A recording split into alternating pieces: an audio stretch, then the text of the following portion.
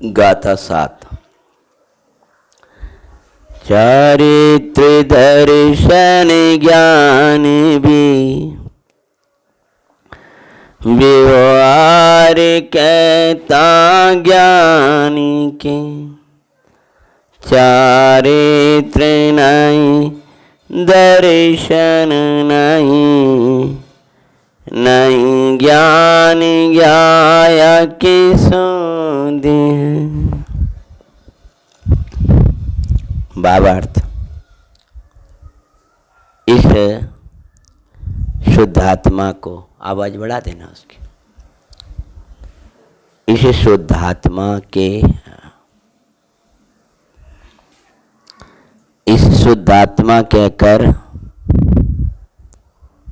कोई निकट में बरतने वाले कारण परमात्मा के आचार्य भगवान ने बात करी। देखो टीका में भी इस शब्द आया था और भावार्थकार भी इस शब्द को प्रयोग कर रहे हैं। यानी देखो ज्ञानियों के मंगल अर्थों को ज्ञानी जिधर से देखकर लिखा है उधर से ही देख करके अर्थ करते हैं ज्ञानी। कुछ समझ में आया? अगर अमृतचंद आचार्य महाराज कह रहे हैं इस शुद्धात्मा, तो पंडित जी भी ये कह रहे हैं इस अमृतचंद आचार्य महाराज कह रहे हैं इस ज्ञायक आत्मा को, तो पंडित जी भी यही कह रहे हैं इस शुद्धात्मा को। मानो पंडित जी भी भाई कह रहे हैं, कोई दिक्कत है? वे भी यही कह रहे हैं इस शुद्धात्मा, चाहे चतुर्थ गुणस्थान वर्ती हो, चाहे भगवंत हो, संत हो, भगवंत हो,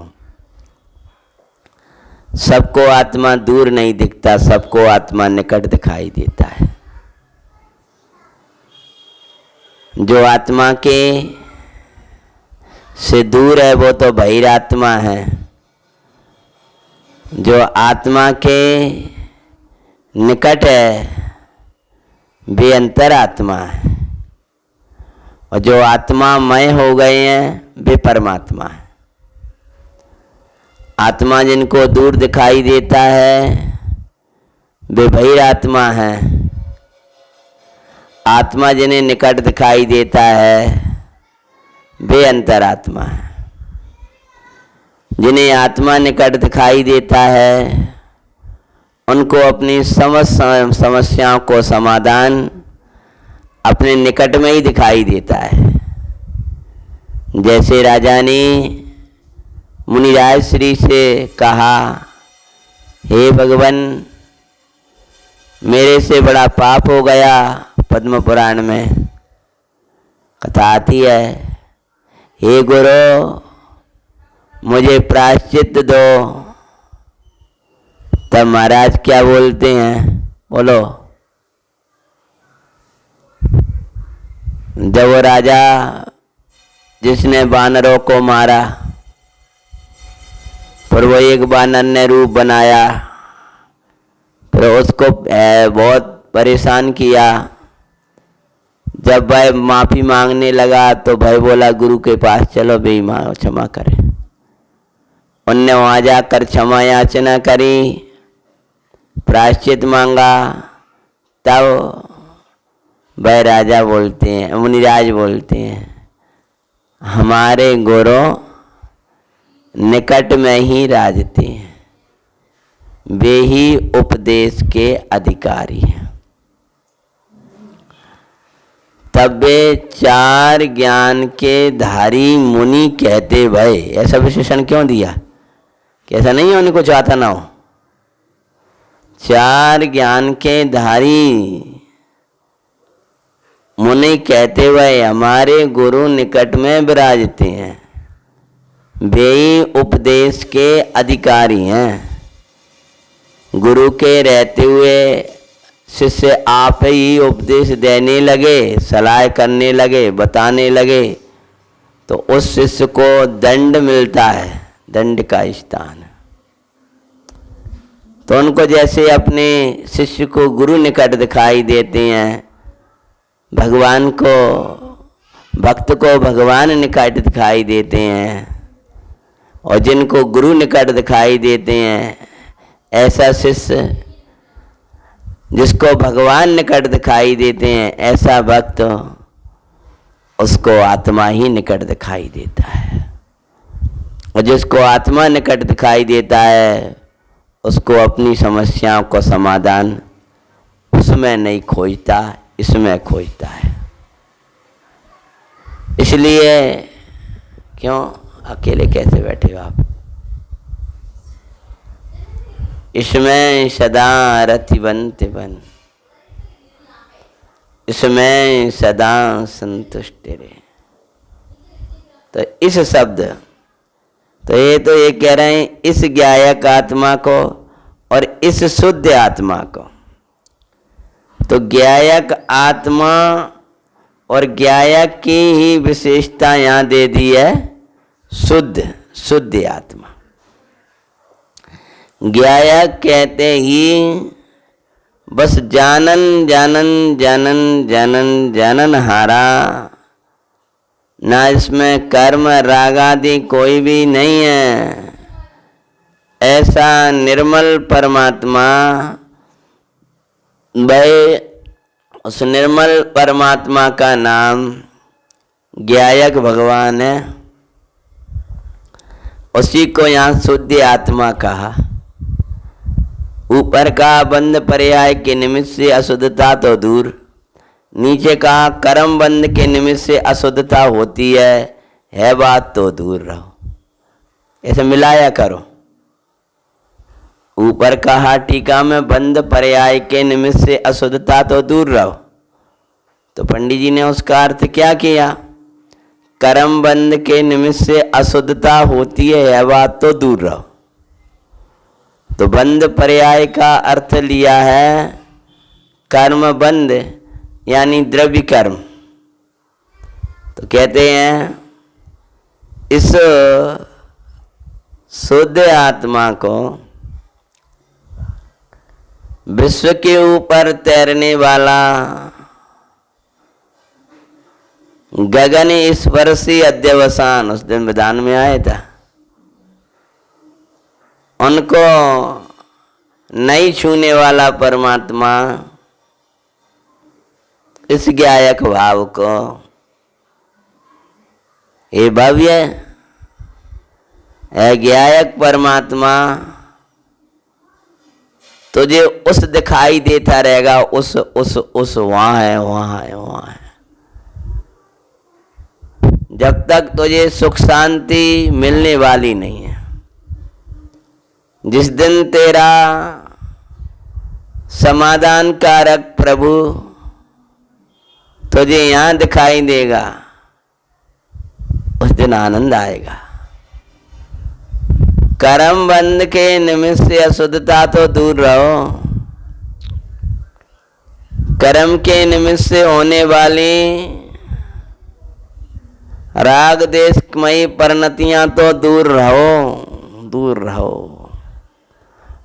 कर्म बंध के निमित्त से अशुद्धता होती है, ए बात तो दूर रहो।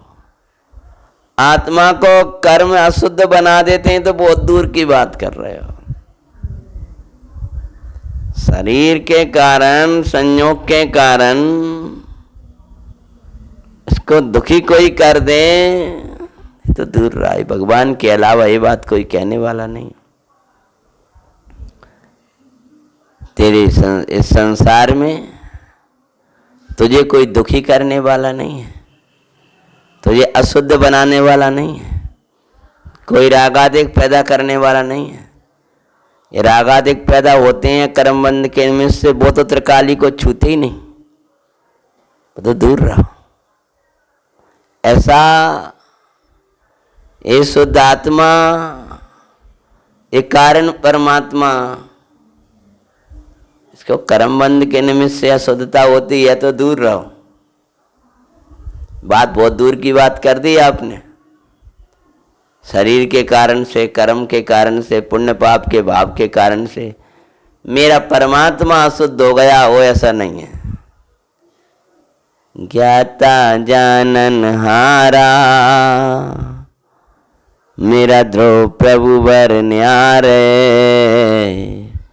मारे जानन हारे, ध्रुव प्रभु वर न्यारे, थारे बिना शरणा कोई नहीं, थारे बिना शरणा कोई नहीं। इस भवन के माय ज्ञाता प्रभु सुखदाई, थारे बिना साथी को नहीं। उदय बदलता नाथ, राग भी उदय बदलता नाथ, सब दशा बदलती नाथ। ये बिछुड़े ये मिलते बिछूटे, ये मिलते ये बिछुड़े, ये मिले छूटे, तू सदा ही साथ रहे, थारे बिना सरीना कोई नहीं। भगवान आत्मा, इस भगवान आत्मा को कोई दुखी करने वाला नहीं है। इस भगवान आत्मा को कोई अज्ञानी बनाने वाला नहीं है। इस भगवान आत्मा को कोई रागी करने वाला नहीं है। अरे कर्म बंधन से अशुद्धता हो जाए तो दूर रहो, परंतु उसके दर्शन ज्ञान चारित्र के भी भेद नहीं है। अब देखो टीका में कहा ज्ञान दर्शन चारित्र विद्यमान नहीं है, और पंडित जी ने उसका स्पष्टीकरण कर दिया, भेद नहीं है। दर्शन ज्ञान चारित्र तो है। अगर ये भावार्थ में न लिखें तो सीधा टीका पढ़ने वाला नहीं समझ पाएगा। तो ध्यान दर्शन चारित्र के भी भेद नहीं है। इसका अर्थ क्या हुआ? ज्ञान दर्शन चारित्र तो हैं, परंतु ज्ञान दर्शन चारित्र के भी भेद नहीं है। अथवा ये जो भेद से, कल्पना से जो दुख दोष आता है वो भी भगवान आत्मा में नहीं है। एक तो कर्म बंध के निमित्त से होता है, और एक अपने आत्म स्वरूप का चिंतन करता है, तब भी वो विकल अशुद्धता खड़ी होती है। बल्कि उसको व्यवहार से शुद्धता बोलते हैं आत्मचिंतन को। वो कोई कर्म के उदय में थोड़ी हो रही हो, वो तो आत्मा की भावनाओं चल रही हैं, वे कर्म के उदय से चल रही हो, ऐसा नहीं है। तो ये जो वो वे तो दूर आत्मा, ये तो भगवान आत्मा में तो भगवान आत्मा के ही जो गुण हैं, वे गुण होने पर भी गुणों का भेद नहीं है, अथवा गुण भेद से के निमित्त से होती हुई अशुद्धता इस त्रिकाली प्रभु में नहीं है। क्यों नहीं है? क्योंकि वस्तु अनंत धर्म रूप एक धर्मी है। वस्तु मतलब अनंत धर्मों की बस्ती, अनंत गुणों की बस्ती, उसका नाम वस्तु है। जो वस्तु जो त्रिकाली रहती है, कैसी है भाई वस्तु? काय के आधार से बोल रहे? जिसका जो किसी से उत्पन्न नहीं हुई है और कभी नाश को प्राप्त नहीं होती, उसका नाम वस्तु है। जो प्रयोजनवान है, जो निरंतर बदलती है, जो अपने स्वरूप को छोड़ती नहीं है, जो ज्ञान का विषय है और अपने में ही रहते हैं। बताओ किसके आधार से बोला हूं?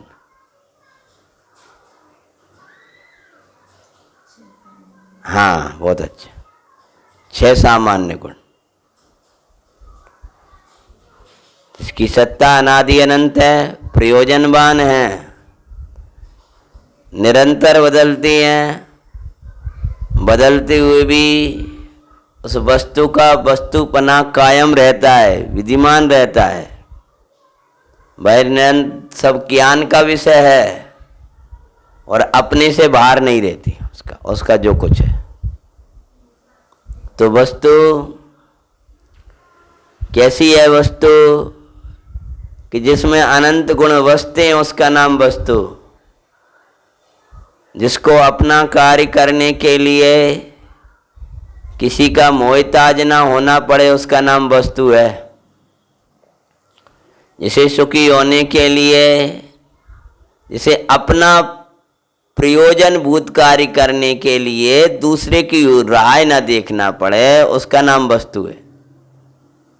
अपने प्रयोजन भूत मतलब अपने संचालन के लिए, अपने अस्तित्व को टिकाने के लिए किसी पर का अवलंबन न लेना पड़े उसको। अर्थ क्रिया कारित्व करने की सामर्थ्यपना है, वो अस्तित्व है। प्रत्येक द्रव्य वस्तु है, मतलब अपना कार्य करने की सामर्थ्य रखती है। एक तो वस्तु का अर्थ भी तो करते हैं सामान्य गुण की अपेक्षा से।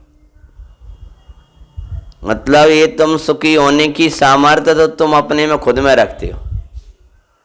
अपने प्रयोजन भूत का जो अर्थ, जिसमें जिस गुण के कारण अर्थ क्रिया कारित, अपनी प्रयोजन भूत क्रिया तो करने में समर्थ है। वो सुखी होने में, वो ज्ञानी रहने में, वो सम्यक्ति होने में, वो वीतरागता प्रकट करने में वो सामर्थ है, क्योंकि वस्तु है।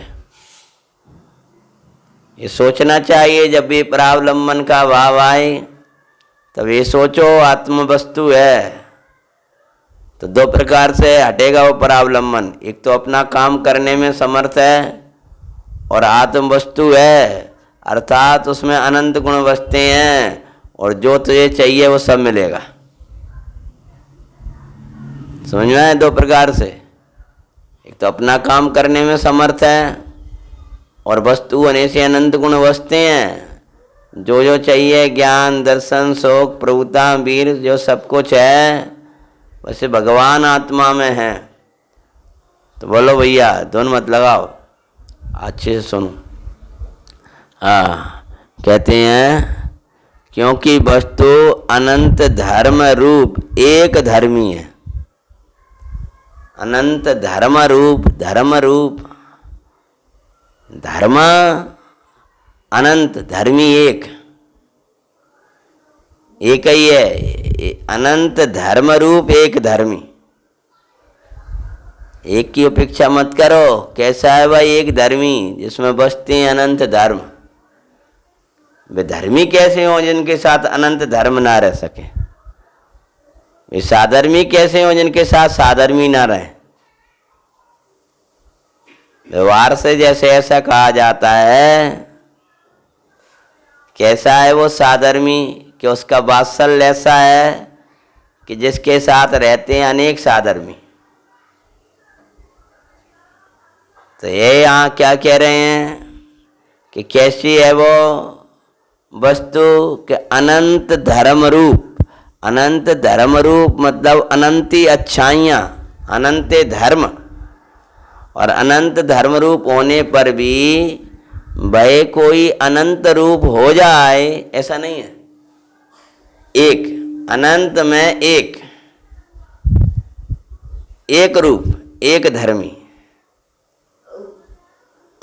एक धर्मी कैसा है कि एक अनंत धर्म, एक धर्मी। एक धर्मी में बसते हैं, माने एक धर्मी उसी रूप परिणत होता है, अनंत धर्म रूप। सिद्धों की तरह नहीं, सिद्धों की तरह नहीं मतलब एक माई अनेक सिद्ध राज है।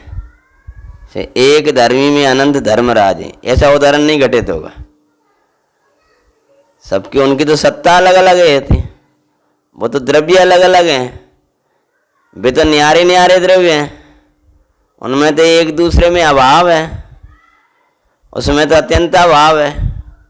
एक सिद्ध भगवान का दूसरे सिद्ध भगवान में, बोलो है क्या नहीं? दो द्रव्य, दो द्रव्य है ना, वे अलग वे अलग, वे सभी अपनो अनंत आनंद लूट रहे हैं, लेकिन सब एक साथ एक सिद्ध में अनेक सिद्ध राज रहे हैं। मतलब एक सिद्ध में नहीं राज रहा है, एक सिद्ध जहां बसते हैं उस जगह में अनंत सिद्ध बसते हैं। एक माई अनेक राज हैं। अपन ये समझ में आता है एक ही में, जैसे ब्रह्मा में बहुत सबरे समझ आते हैं, समझ आए, ऐसे नहीं समझते कि अपनी सत्ता खो दें। उसी क्षेत्र में एक सिद्ध जहां विराजते हैं वहीं अनंत सिद्ध हैं। सब आनंद आनंद आनंद। 45 लाख योजन की सिद्ध शिला है, क्यों है? हाँ, और इतना ही बड़ा ये मनुष्य क्षेत्र है और उतनी बड़ी सिद्ध शिला है। इसलिए सिद्ध होने की कहीं भी चले जाओ, आप सिद्ध शिला में जा सकते हो। कोई भी मनुष्य क्षेत्र हो, क्यों जहां आप देखोगे वहीं सिद्ध है। 45 लाख योजन की सिद्ध शिला है और उतनी ही बड़ा ये मानस क्षेत्र है, मानव मध्य जहां मानव बसते हैं। वे कहीं से भी सिद्ध कहीं हो जाओ, सब जगह सिद्ध भगवान बैठे हैं। सिद्ध बनने के लिए स्थान खाली है, खाली है मन कहीं भी जहां चाहो वहीं से मुक्त चले जाओगे। एक ही जगह सिद्ध शिला हो गई समय शिखर जी पर, तब तो बजे ही लगेगा कि शिखर जी के पहाड़ के ऊपर ये सिद्धों का स्थान। पूरी 45 योजन की सिद्ध शिला है तो सर, हाँ 45 लाख, हाँ ऐसा बोलो ना, 45 लाख योजन, 45 योजन तो बहुत कम हो जाए। 45 लाख योजन की जो सिद्ध शिला है, 45 योजन जल्दी निकल गया, ओ उतना ही बड़ा मानुष क्षेत्र है। तो हमारा भाव तो ये है, करनानियों का गणित 19-20 हो जाए, भाव ये है, हमने जैसी वो सुना है इसको चल रहा था, जहाँ जाओ वहीं से सिद्ध हो जाओ। सब जगह सिद्ध भगवान बैठे, सब जगह बैठे, कहीं भी हो शीश में भगवान राजे। आप लोग वहाँ पर दिखते हो, हमारे पास में भगवान है। अथवा तो कोई कहे कि हमारे हम तो नीचे रह रहा है, वो ऊपर भगवान है, तो अलग तो भगवान ऊपर है, जैसे साक्षात भगवान ऊपर है। हिरे भाई, जब तू ऐसा पाप करे था ऐसे आँख खोल के देख लेना, सिद्ध शिला है। मंदिर है ऐसी ऊपर सिद्ध शिला है, भगवान है। यानी अपन यहीं अगर यहाँ पाप करेंगे तो नरक का क्षेत्र मिलेगा उधर नीचे, पुण्य करेंगे तो स्वर्ग का क्षेत्र मिलेगा, धर्म करेंगे तो सिद्ध क्षेत्र मिलेगा। तो विषय हमारा ये नहीं है, विषय तो हमारा ये है कि जैसे एक सिद्ध में अनंत सिद्ध राजें, लेकिन वे एक क्षेत्र में राजें, तो ऐसे ही एक धर्मी में अनंत धर्म राजते हैं। तो ये अनंत धर्म ऐसे नहीं है कि अलग अलग हो, न्यारे न्यारे हों, लक्षण आदि के न्यारे हैं, तथापि एक धर्मी रूप ही है, वे धर्मी से अलग नहीं है। वे सिद्ध परमात्मा तो एक दूसरे से अलग हैं। तो क्या कहते हैं यहाँ, अनंत धर्म रूप एक धर्मी है, एक धर्मी है। और धर्म कितने हैं? अनंत धर्म है। अब एक धर्मी को पकड़ने के लिए करना क्या है? धर्मों के माध्यम से धर्मी को ग्रहण करना है। समझ में आया? किसके माध्यम से? धर्मों के माध्यम। अब आगे कहते हैं, परंतु व्यवहारी जन धर्मों को ही समझते हैं, धर्मी को नहीं जानते। इसीलिए वस्तु के किन्हीं असाधारण धर्मों को उपदेश में लेकर अभेद रूप वस्तु में भी धर्मों के नाम रूप भेद को उत्पन्न करके ऐसा उपदेश दिया जाता है, थोड़ा कम कर दो, कि ज्ञानी के दर्शन है, ज्ञान है, चारित्र है। क्या कह रहे हैं? व्यवहारी जन, अपन इसमें प्रयोजन भूत शैली में निकालें, उसकी लाइट निकाल देना है तो आवाज बंद हो जाएगी। अगर अपन प्रयोजन भूत शैली में निकालें तो यहां कह रहे हैं व्यवहारी जन। व्यवहारी जन कौन है? जो उपदेश सुनने पहुंच गए हैं, जो जिन भगवान के दर्शन कर रहे हैं, उन व्यवहारी जनों को ऐसा कहा जाएगा, उनको ऐसा समझाया जाएगा। क्या समझाया जाएगा? क्या बतलाया जाएगा उनको? यहाँ रख दो स्पीकर, थोड़ा सा आगे आवाज आते रहे, गले में दिक्कत ना है।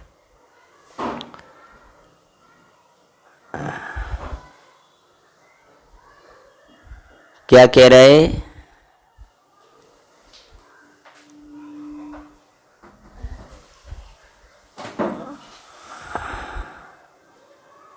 व्यवहारी जनों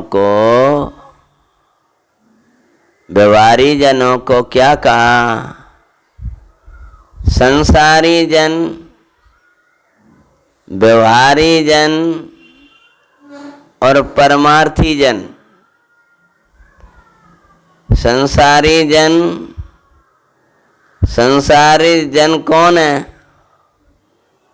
जिनको भगवान, यद्यपि व्यवहारी को संसारी कहा है, व्यवहार से अटक जाए तो।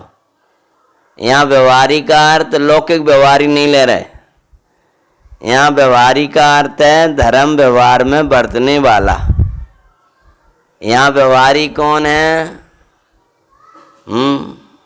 जिसको भगवान पंच परमेष्टि पर अपना विश्वास लगा है, देवसा गुरु का विश्वास जागा है, जिसको ये लगता है आत्म कल्याण मुझे करना है, जिसे आत्म भावना जागी है और आत्म कल्याण के लिए गुरु के निकट पहुंचे,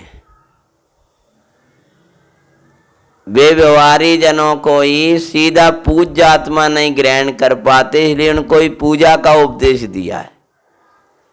स्वयं तत्व को नहीं दिया पाते, इसलिए स्वाध्याय का उपदेश दिया। उपासनी आत्मा में नहीं बैठ पाते, इसलिए गुरु उपासना का उपदेश दिया। अपने में ही यमन रमण नहीं कर पाते, इसलिए उनको संयम नामक आवश्यक बताया, इंद्रियों मन को बस में करने वाला। क्योंकि इसके बिना जो वास्तव में संयम है उसमें नहीं रमण होगा। अपने में तृप्त नहीं रह पाते हैं, इच्छा का निरोध नहीं हो पा रहा, इसलिए उसी तप के अर्थ उनके लिए अनशन उनोदर आदि का उपदेश दिया। अपने को निरंतर ज्ञान का दान, भेद ज्ञान का दान, अनहारी का दान, अपने को अनहारी नहीं देख पाते हैं, इसीलिए उनको क्षुधा सताती है। क्षुधा सताती है तो हार ग्रहण करने के पहले प्रदान का उपदेश दिया। तू ग्रहण करना चाहता है या तो तू अनारी में बैठ, अनारी में नहीं बैठ पा रहा है तो योग्य हार कर, अयोग्य योग्य हार करता है तो पात्र दान सहित कर। या तो निरामय में बैठ, औषधि के लिए, निरोग होने के लिए, और फिर भी रहा नहीं जाता तो रोग दूर करने का उपाय औषधि दान कर। औषधि खाना अकेला नहीं है, औषधि दान। औषधि दान देगा तो रोग दूर होगा, आहार दान देगा तो क्षुधा दूर होगी। आज सिद्ध चक्र की दूसरी जयमाला सुन रहे थे, वो पूजन सुन रहे थे, सुबह आया था सुबह पूजन में। ए क्षुधा डायन थी सतावे, डायन लिखा, डायन। फिर खाओ, फिर खाओ। उसके लिए दूर करने के लिए प्रभु आपके चरणों में आया हूं। तो शीत परमार्थ तो इतना है कि स्वयं को पूज्य देव को न्यार, गुरु स्वरूप अपनी आत्मा की गुरुता को देख, स्वयं का ध्यान कर, अपने में यमन कर, अपने में तृप्त रह और अपने उपयोग को अपने उपयोग में ही समर्पित कर। ये परमार्थ आवश्यक है। दान दे पूजन इनमें नहीं परिवर्तता है, आंख ना बंद करो। इनमें नहीं प्रवर्तता है, तब क्या है, तब क्या करता है? जब इनमें परिवर्तन नहीं होता तब वह जिन पूजा आदिक में बरतता है। ऐसे ही तीर्थ स्वरूप आत्मा में नहीं बैठेगा तो फिर तीर्थ का उपदेश देते हैं। ऐसे ही एक धर्मी में नहीं राजते वो व्यवहारी जन, तो संसारियों की बात नहीं है। संसारी मतलब मैं यहाँ अशुभ वालों को ले रहा हूँ। व्यवहारी को संसारी कहाँ, व्यवहार भी कोई अभी मोक्ष मार्ग वो संसार कट गया हो ऐसा नहीं है। लेकिन जहाँ जो विवक्षा है, जिस विवक्षा से हम कह रहे हैं, तो व्यवहारी जनों को ये कहा जाएगा ज्ञान दर्शन वाला है।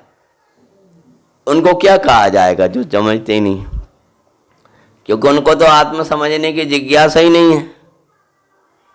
हैं क्या रिया?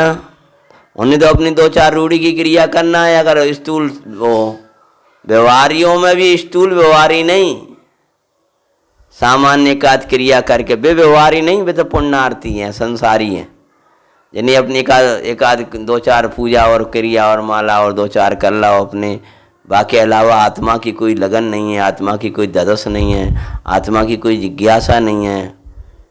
वेदांत 3 घंटा होगा, आत्मा 3 मिनट भी याद नहीं आया, आत्मा में बैठने का कोई भाव नहीं आया। शुद्ध आत्मा की में व्रत पूरे होते जा रहे हैं और अपने में वृत्ति तो बिल्कुल नहीं भाई।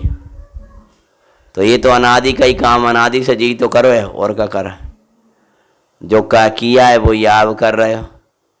बाद हम तुमसे कह माला तो बहुत जपी, अब निज में निज का ध्यान करो। माला जपने वालों से ही कहेंगे माला तो बहुत जपी, जो माला ही नहीं जपेगा उसको तो कहेंगे माला जपो, पाप में लगेगा। तो ऐसे ही वो व्यवहारी जन जो परमार्थ को समझना चाहते हैं, उनके लिए श्री गुरु क्या करते हैं? कहते हैं देखो, वस्तु व्यवहारी जन, व्यवहारी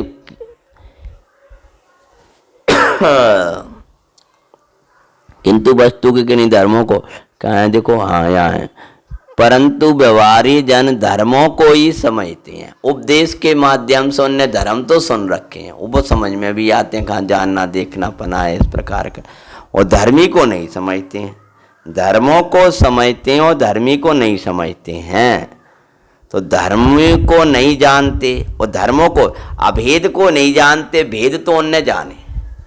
तब उनको पहचान कराने के लिए क्या कहते हैं कि सुनो भाई, हैं, तब व्यवहारी भेदों को जान कहते हैं। देखो इसीलिए वस्तु के किन्हीं असाधारण धर्मों को, असाधारण धर्म मतलब जो उसी में पाया जाए, उससे पृथक न हो, उसका नाम है असाधारण धर्म।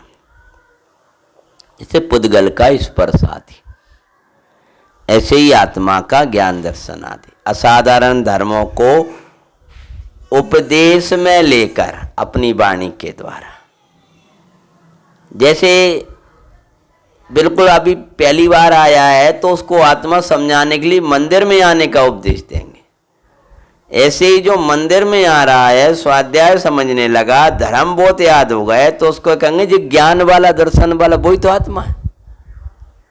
आत्मा क्या है? जीवत्व पढ़ रही और आत्मा भी कह रहा है वो जीवत्व है, वो जीवत्व में ही आत्मा है। वो के आत्मा अवेद है, उसमें ज्ञान दर्शन नहीं है। तो उसने कहा ये तो बड़ा हो, कैसे होगा? तो कहा जो ज्ञान वाला है वही तो आत्मा है, जो दर्शन वाला है वही तो आत्मा है, कोई जानता है वही तो आत्मा है, जो देखता है वही तो आत्मा है, ऐसे समझाते हैं। लेकिन भाई इनमें अटकेगा तो भी काम बिगड़ जाएगा। लेकर अभेद वस्तु में ही धर्मों के नाम रूप भेद को उत्पन्न करके क्या कह रहे हैं, वस्तु में भेद नहीं है, नाम भेद, नाम रूप भेद को, मात्र नाम रूप भेद है, ज्ञान दर्शन सुख। लेकिन ज्ञान दर्शन सुख नाम की कोई अलग अलग वस्तुएं हों ऐसा नहीं है, नाम अलग अलग वस्तु तो एक ही है। नाम रूप भेद करके ऐसा उपदेश दिया जाता है कि ज्ञानी अर्थात आत्मा, कि आत्मा के दर्शन है यानी सम्यक देखने वाला है, अथवा तो सम्यक्त है वो आत्मा है, ज्ञानमयी है वो आत्मा है, चारित्रमयी है सो आत्मा है। इस प्रकार अभेद है, मानव दर्शन ज्ञान चारित्र अलग नहीं है, वो तो आत्मा से ही अभेद हैं, अभिन्न हैं। आत्मा का दर्शन सम्यक दर्शन है, आत्मा का ज्ञान सम्यक ज्ञान है, आत्मा का चारित्र सम्यक, आत्मा में लीनता, आत्मा में चर्या वो सम्यक चारित्र है। तो आत्मा का दर्शन और आत्मा ये अलग नहीं है, आत्मा का ज्ञान और आत्मा ये अलग नहीं है, आत्मा में लीनता और आत्मा ये अलग नहीं है। अभेद करके बात कर रहे हैं, अनंत पर्यायों को पिया है। कभी कभी निर्मल पर्याय को अलग करके बात करते हैं, यहां शामिल करके बात कर रहे हैं, ये अलग नहीं है। ये आत्मा ही ज्ञानमयी है, आत्मा ही दर्शनमयी है, आत्मा ही चारित्रमयी है, आत्मा ही सुखमयी है। इसलिए ये भेद विकल्प मत कर कि आत्मा से दूर हुए। इसीलिए वह व्यवहार है। व्यवहार क्यों है, भेद करके कथन किया, इसलिए व्यवहार है। परंतु व्यवहार है सो अभूतार्थ है, झूठा है ही नहीं है, समझना। भेद नहीं है, वस्तु ज्ञान दर्शन आदि तो हैं। यदि परमार्थ से विचार किया जाए तो एक द्रव्य अनेक अनंत पर्यायों को अभेद रूप से पी कर बैठा है, इसलिए उसमें भेद नहीं है। ठीक है ना। अब अभेद रूप से पी कर कल भी बताया था अपन ने टीका में से, उसकी विशेष चर्चा यथायोग करेंगे। आगे प्रश्न आएगा उसका भी समाधान है।